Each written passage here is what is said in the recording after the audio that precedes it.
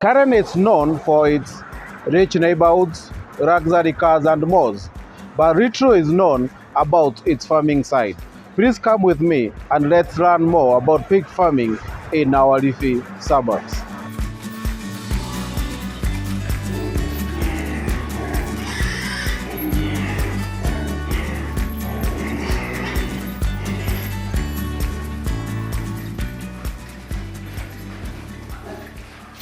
Today we're in Karen trying to figure out what pig farmers do and how they make money. Hello and welcome to the hog list. Bwana Mwema, asante kwa kutukaribisha. Unaweza jitambulisha? Okay, mimi naitwa Joseph Mwema na tuko hapa Karen. Karen famu yetu umeiona vile iko. Tunafanya ukulima wa nguruwe. Tuko na binglets. Tunauza binglets kuanzia miezi 2, miezi 3 na miezi 4. Pia tunauza nyama ya nguruwe. Tunachinja, tunauza. Binglets tunauza kuanzia 5,000 ule wa miezi 2 ambaye tumemuwin, umetoka kwa mama, anajitegemea. Hivyo kitaka binglets kila wakati tunakuwa nazo. Kulingana ile kiwango unataka. Tunakuwa na nyingi kiasi kwamba hata ukitaka 20, 30, 40 binglets hizo tunaweza kukuuzia. Hii shamba mlianzisha mwaka gani? Shamba tumefanya zaidi ya miaka 10 sasa. Mko na nguruwe wangapi kwa hii shamba? Nguruwe wale tuko nao binglets kwanza tuko na around 70. Mothers tuko na 28 na ndume tuko na 2. Kwa hii shamba kuna breeds gani za nguruwe? Duroc kama Rajoit ama ni wagani? Binglets tuko na Duroc, Rajoit na pia tuna Landrace. Hili shamba ni lako ama ni la kanisa? Hii shamba ni ya kanisa. Nafanya kazi na kanisa na hapo ndio tunafunga hizo nguruwe tukiwa ni kanisa. Hii kazi ni ya kanisa. Yes. Nguruwe wanapenda kula sana. Unawalisha mara ngapi kwa siku? Nguruwe wangu nawapa chakula kwa mara moja kwa siku. Kwa sababu ni wengi nakuta hatuwezi kumanage kupea mara 2 wakati wa kuosha, hivyo hatutaweza. Lakini tunawapea mara moja na tunawapea saa 9. Sasa hivi unasikia kumetulia na bado hawajakula. Ikifika saa 9 ndio utasikia wakipiga kelele kidogo, na ukishawekea mpaka kesho mbora maji iko, chakula ipo, hakuna usumbufu tena. Chakula unajitengenezea ama unanunua? Tunajitengenezea chakula sisi wenyewe. Hatutegemei chakula ya kununua kwa duka, sisi wenyewe tunatengeneza chakula. Tunatumia maize jam, bran, concentrate, ile salt, hizo material zote. Lakini tunaweka na viwango. Tunatengeneza chakula wa ndogo na wale wakubwa. Kwa hivyo ndio tunatengeneza ya binglets. Kuna vile viwango ambao tunatengeneza chakula ambaye itamsaidia nguruwe kukua kwa haraka, na pia tunatengeneza chakula ya nguruwe wakubwa ambao ni ya kukata ile mafuta isikuwe mingi. Ikipika kiwango ya kuchinja inakuwa sasa ile nguruwe nyama iko sawa na mafuta si nyingi. Lakini pale chini kwanza tunamuinua na chakula ambaye iko sawa, ile ambaye tumeweka ile madini na stahili ndio akue kwa haraka. Nguruwe miezi 7 anafikisha 75 kg. Yes. Nguruwe ziko na faida? Faida ya nguruwe ni kuwa, for example, uko na nguruwe mmoja. Huyo nguruwe akiwa mmoja amekuja amekupea watoto kama 12, kama wenye umeona pale 12. Baada ya 2 months hao watoto umewawin, unauza na 5,000. Au akiwa 12 hiyo ni 60,000. Bado ule nguruwe wako umebaki na yeye. Kwa hiyo miezi 2 mama na hao watoto kama wamekula sana, wamekula 10,000. Kwa hivyo amekumbakishia 50,000. Unaona? Sasa hata ukifanya mahesabu unakuta nguruwe ni yani ako na faida ya kutosha.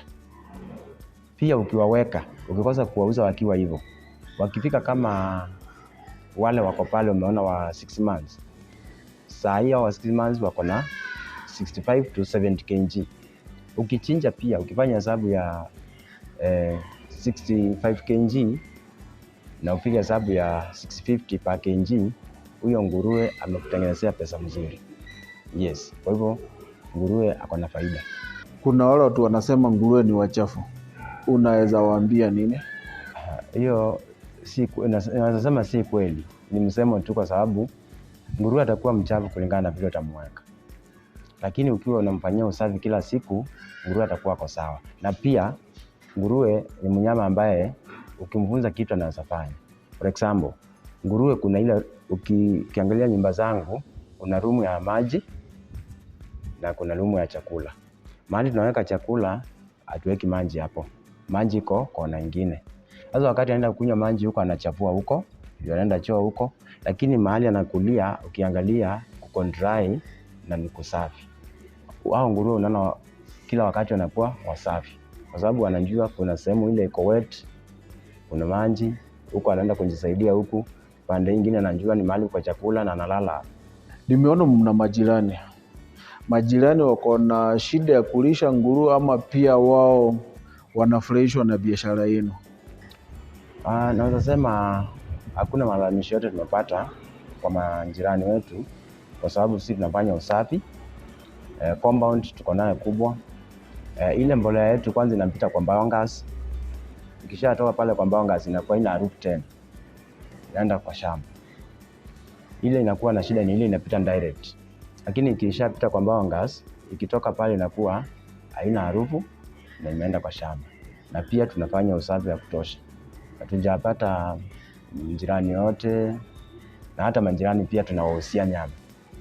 Hao majirani pia wanatutegemea, tunahusia nyama. Kuna zile nyororo umeweka kwa hizi nyumba. Nyororo ni za kazi gani? Hizo nyororo umeona tumeweka, hiyo kwanza, kitu ya kwanza inasaidia wakati nguruwe ako endo, ameshakula, wakati nguruwe hataki kukaa endo. Ukikosa kuweka hiyo chain, ataharibu ile nyumba yako. Utakuta kila saa amechimba, lakini ile chain ikiwa pale, unaweza kuta kama ni nguruwe 5 kwa hiyo nyumba, wote wako pale kwa ile chain.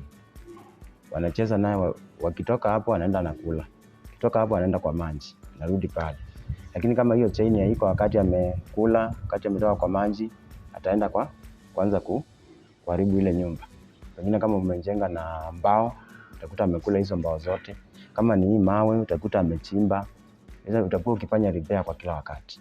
Lakini hiyo chain ikiwa hapo, unaweza kaa kwa muda mwingi bila hata kufanya repair kwa nyumba yako. Hizo mataa tumeona uko na infrared lights, ni za kazi gani?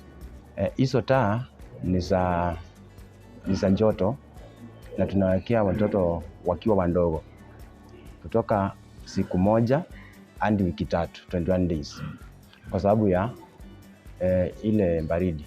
Sababu unaona mahali tuko ni mahali kuko na miti mingi, baridi ipo.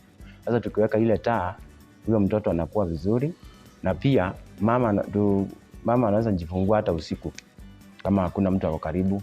Ukiwa kuna ile taa, wakati ule mtoto ametoka pale, anatafuta mahali kuna joto. Kwa hivyo asubuhi unakuta watoto wote wamechangamka, wako sawa, na mama hawezi walalia, kwa sababu wote wakati wamenyonya wanaenda kujisanya mahali kuna taa. Mama anabaki peke yake. Yes. Mnaosha hii nyumba mara ngapi kwa siku? Usafi tunaosha mara 1 kwa siku. Lakini tuna make sure tunaosha kila siku. Every day tunaosha. Kwa sababu sana sana ukikosa kuosha kila siku, utakuta nguruwe ni wachafu, kuna harufu nyingi. Sisi tunaosha kila siku na make sure kila siku tumeosha. Umeniambia mnauza piglets wakiwa 2 months, wakiwa 3 months, wakiwa 4 months. Mnauza pesa ngapi? Mnauza pesa ngapi nguruwe miezi 2, miezi 3 na miezi 4? Biashara yangu nauza piglets. Nguruwe ndogo ndio nauza kuanzia miezi 2, miezi 3 mpaka miezi 4. Kwa hivyo ukitaka nguruwe miezi 2 niko na wao. Ukitaka miezi 3 wako, miezi 4 wako, nauza kufika hapo. Hao nguruwe wa miezi 2 unauza pesa ngapi? Nguruwe wa miezi 2 tunauza na 5,000 nguruwe mmoja. Wa miezi 3? Wa miezi 3 tunauza na 6,000. Wa miezi 4 tunauza na 7,000. Nguruwe tunachinja mara 2 kwa wiki. Ama pengine kama tuko na order, na mtu anakuja na order akiwa pengine na sherehe, akiwa pengine ako na wageni, anakuja na order nguruwe, tunamchinjia na anachukua. Kwa kilo tunauza na 650 per kg. Yes. Hapo tuko na hizo nyama mara 2. Kuna yule mtu anataka ikiwa ina skin, hiyo tunamtolea, hiyo ni 650. Ukitaka ikiwa na skin, kilo ni 500. Ikiwa na skin hivyo, kilo ni 500.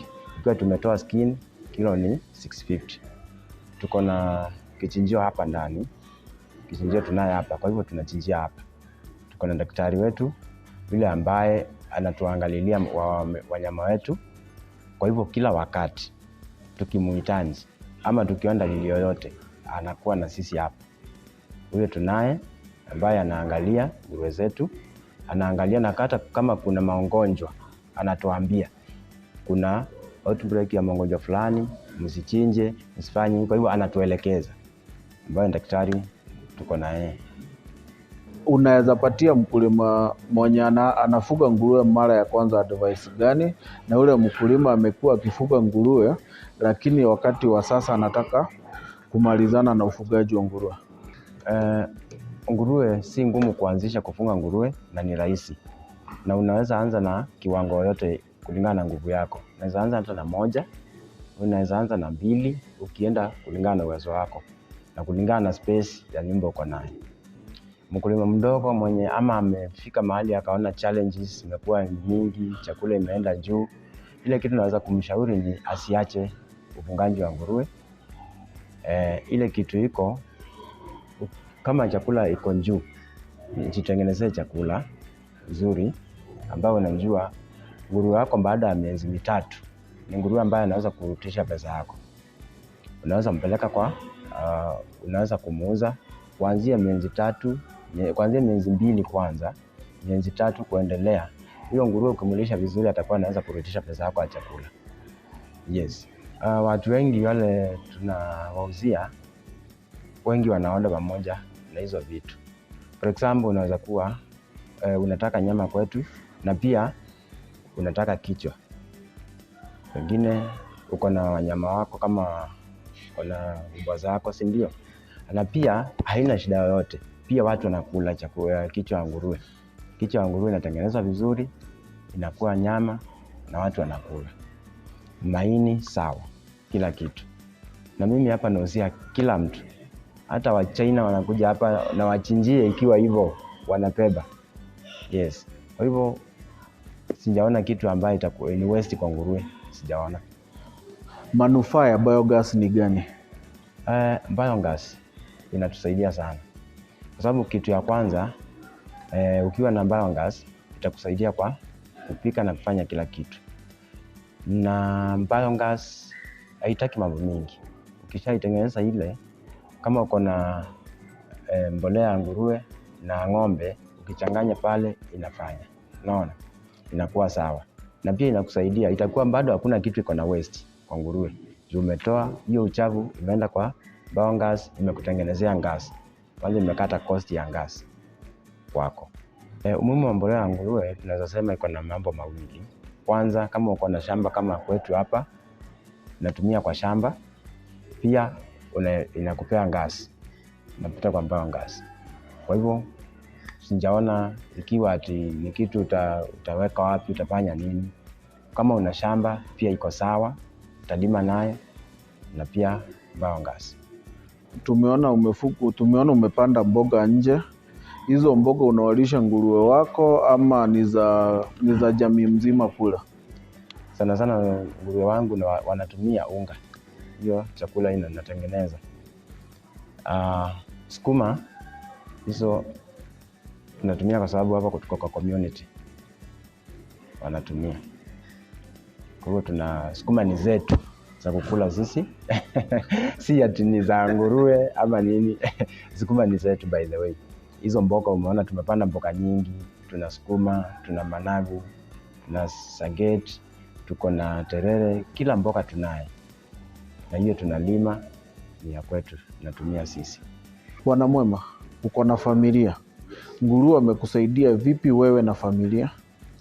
Okay. Hii kazi by the way imenisaidia kwa sababu niko na familia, niko na watoto wanasoma.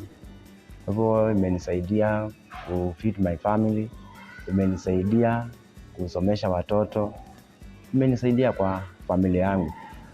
Yes. Ni motivation gani inafanya uamke asubuhi ukijua unaenda kufuga nguruwe? Kwanza, kitu ya kwanza nafurahia hii kazi yangu kwa sababu ni kazi ambaye haikuvunji moyo. Kwa sababu ukiwa na nguruwe kila siku unatarajia pesa. Kila siku ukiingia kwa famu yako unatarajia pesa. Kwa sababu kuna mtu anataka binglets, kuna mtu anataka nguruwe mkubwa, kuna mtu anataka nyama. Kwa hivyo ukishaingia kwa ile famu, yaani unaingia tu ukiwa na ile morali ya kuifanya kwa sababu saa zote unatarajia pesa. Kama mifugo wako wako sawa na kila kitu. Ukiingia yaani hata kila siku hata ukilala unaamka tu unaona lazima ufike kwa famu yako. Ukifika pale unaona vile wako na unaona wako sawa. Yaani inakufanya hata akili zako ziko pale. Yeah. Kuna wale watu hawakuli nguruwe, unaweza waambia jambo lipi?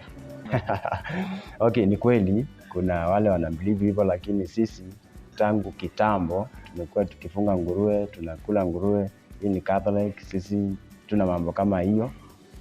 Kwa hivyo hiyo hatuna sisi. Hii ni Catholic, sisi tuna mambo kama hiyo. Kwa hivyo hiyo hatuna sisi.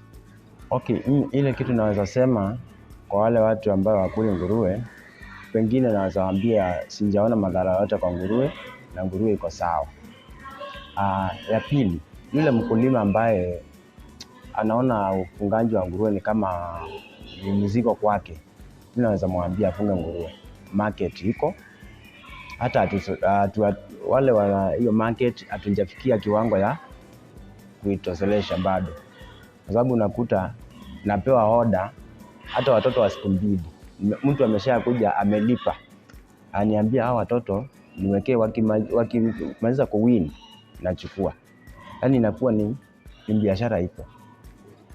Ya pili ni yule mtu ambaye ako na challenges za nguruwe. Ni mfungaji wa nguruwe lakini zimekuwa na challenge. Mimi ile kitu naweza mwambia anitembelee, niongee na yeye, aniambie challenge iko wapi na tusaidiane. Unaona? Nimwambie kama kuna challenges yako na pengine chakula, pengine magonjwa, vitu kama hizo, tusaidiane, nimwambie vile anaweza fanya. Asiache. Kwa sababu ni nyama, ni biashara ambayo iko sawa. Tuko na mafunzo ya nguruwe, tunakufunza vile unafaa kufunga nguruwe. Tunakufunza vile ambao unaweza kutengeneza chakula yake, tunatengeneza chakula ya nguruwe. Pia ukitaka vile ambao unaweza jenga nyumba yako pia tunakuelekeza. Tunaweza kuonyesha kama uko na shamba, tukuonyeshe vile unaweza jenga nyumba yako, vile utairesi ikiwa juu, vile ambavyo nguruwe wako hata ukinyesha hata afektiwa na maji, vitu kama hizo. Target market yenu ni akina nani? Sisi tunauza kwa wakulima. Wakulima ndio tunauzia. Sababu tunauza kama kuna mkulima mdogo ambaye anataka kuanzisha mambo ya ufungaji wa nguruwe, anakuja kwetu, kwanza tunamfunza vile anaweza funga nguruwe, na pia tunamuuzia binglets, na pia akitaka tunamfunza hata kutengeneza chakula ambaye nguruwe wa miezi 3 ni nguruwe ukimuona utaona kweli ni nguruwe mkubwa. Kulingana na sisi vile tunatengeneza, kuna hizo material zote tunaweka kulingana na kipimo. Tukiangalia kwanza, tunatengeneza so and winner ya watoto, tunatengeneza ya wakubwa pia. Chakula yenye tunapea wale wandogo sio ile tunapea wale wakubwa. Challenges tumekuwa nazo hapo mwanzoni. 1 ni chakula. Kama hujajua mambo ya chakula, hapo kuna challenge. Na nguruwe ukimtengenezea chakula ile inafaa, hautasumbuana kwa magonjwa. Itakuwa kwa sawa. Kisha mtoa pale kwa akiwa mdogo, mambo ya iron, mambo ya deworming, kutoka hapo mmalizana na nguruwe. Hata kusumbua kwa sababu ya magonjwa nini vitu kama hizo, hata kusumbua. Mnapitia challenges gani kwa ufugaji wa nguruwe? Challenges ile zipo ni nguruwe anataka akae na maji. Kwa hivyo ukiwa na project ya nguruwe, make sure uko na maji ya kutosha. Kila wakati uko na maji na ufanye usafi vizuri. Hakuna shida ya nguruwe, sioni shida mingi. Sababu nimekuwa na nguruwe kwa muda wa miaka 10 sasa. Na kutoka hiyo miaka yote nimekuwa na challenges pale mwanzoni, lakini sasa hivi sioni shida ya nguruwe. Kama chakula iko sawa, maji ipo, umemfanyia usafi vizuri, nguruwe atakusumbua. Na pia nguruwe biashara ipo.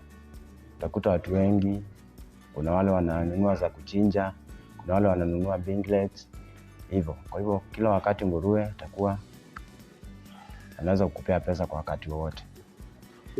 Kuna mama nimeona kuna watoto 12. Yeah. Unampa chakula kiasi gani?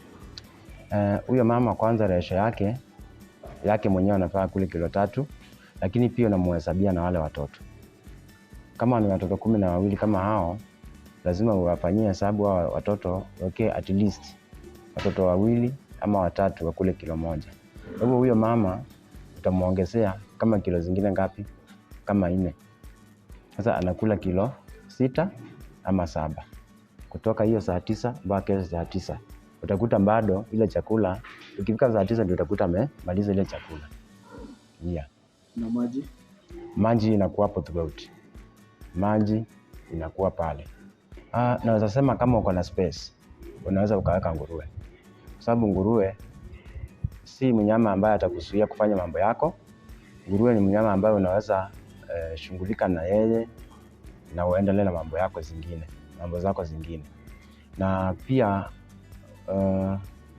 nguruwe si kama hizi mifugo zingine kama ng'ombe, anahitaji kila mtu akae pale kwa kila wakati. Hapana. Kisha mpa chakula, mpe maji, umfanyie usafi, ni hivyo. Nguruwe ana shida yote. Kwanza nitaanza na mambo ya nyumba. Mkulima anaweza muonyesha vile anaweza jenga nyumba yake. Kutoka hapo naweza muonyesha vile anatengeneza chakula. Naweza mfunza vile atalea watoto, atalea nguruwe wake. Ukulima, naweza mfunza ukulima wote, nyumba yake, kumwekea maji, hivyo kila kitu. For example, kuna mkulima anataka kuingia kwa ukulima wa nguruwe sasa hivi. Akikuja kwangu, kwanza ananipeleka kwa shamba yake. Tunaangalia vile space iko, na muonyesha vile anaweza jenga nyumba yake. Kutoka pale na muusia binglets. Kutoka pale akitaka chakula naweza muusia. Akitaka aenda nunue material, nimuelekeza nunue material, nikuja kwake nimtengenezee kwake. Sasa hapo kila kitu namfanyia. Anaweza kuwa anataka nimtengenezee kwangu, yeye anunue, ama yeye amenunua material aweke kwake, aniite mimi niende nimtengenezee, nimuonyeshe vile anatengeneza. Common diseases kwa shamba yenu ni kama gani? Challenge ya magonjwa nilikuwa naye ni kuna zile vimbo ambazo zinashika nguruwe kwa masikio. Unakuta kuna tuvindonda kwa masikio hiyo, na sana hiyo inapatikana kwa, ukiangalia nyumba yangu vile tumejenga, hata kama ni mkulima amenitembelea, hata indabia na nguruwe. Unaona, magonjwa mingi inatoka kwa wale watu mnachanganyikana na wao, either mtu ametoka kwa pamplani hivyo. Na kwanza ukiingia pale kwa mlango, umeona kuna maji pale ambayo tumeweka dawa. Wakati umekanyanga hapo, hata ukiingia itakuwa kuna bakteria wameingia nazo huko. Iko sawa. Magonjwa si sana. Ile magonjwa naona nasumbua sana ni ile ya miguu. Hiyo sana ndio imekuwa ikinisumbua. Nakuta nguruwe sana wakiwa wajawazito, kwa sababu ya ile uzito, nakuwa na hizo challenges ya kupasuka miguu. Lakini hiyo naye tunaweka dawa kwa ile nyumba. Ukiona shida kama hiyo, naweka chumvi ile mangadi, na kwa sasa inapona. Naona kuna ndege kwa shamba yako. Ni hao ndege wanaletwa na nini? Hao ndege wanaletwa na mambo ya kichinjio hapa. Wakati tunachinja, wakati tunatupa ile waste, ile matumbo hivyo, sasa ndio wanakuja kukula hapa. Kuna juzi nikiangalia TV niliona kuna watu wanakula hiyo mara na uterus ya nguruwe. Yes, kunao wanakula ila si wengi. Unajua kunalingana tu ile, kwa sababu kama unakuta wengine wa kutoka kama wa China hao wanakula kila kitu. Lakini hapa unakuta watu wengine wanasema hiyo ya nguruwe sikuli hiyo, vitu kama hizo za ndani. Lakini si mbaya ila nategemea. Unamaanisha ukichinjia wa China wanabeba pia matumbo? Wanabeba kila kitu, hata ndamu. Hiyo unakata hivyo wanakuambia tuwekee vizuri na wanabeba. Wow. Kila kitu. Hiyo ni kitu mpya. Hao wanabeba kila kitu. Eneo kutembea kwingi kuona mengi. Yeah. Hii shamba yako, tuko kwa shamba yako ya managu, spinach. Hii ndio unawekea mbolea ya nguruwe. Hii mbolea ikipita kwa biogas inatoka. Ikitoka kwa biogas inakuwa sasa iko sawa kwa ukulima. Maana tuko na spinach, tuko na managu, tuko na sukuma pale, tuko na pia kitunguu, na tuko na spinach huko mbele kabisa unaona huko. Na hapa kwenu hakuna harufu kabisa? Hakuna harufu. Kuna harufu kwa sababu ya usafi, na tena ile mbolea yetu haiendi kwa shamba direct, inapita kwa biogas. So unaweza ambia kila mkulima akona nguruwe aweke biogas? Akiwa kama akana uwezo wa kuweka biogas aweke. Biogas kitu ya kwanza itakata ile harufu ya ile mbolea, na tena fanya usafi. Hakuna kitu kingine. Hutasikia harufu ya nguruwe kabisa. Tumefika tamati, and I want to thank you our viewers for watching. Please remember to share, like and subscribe. See you another day. Thank you.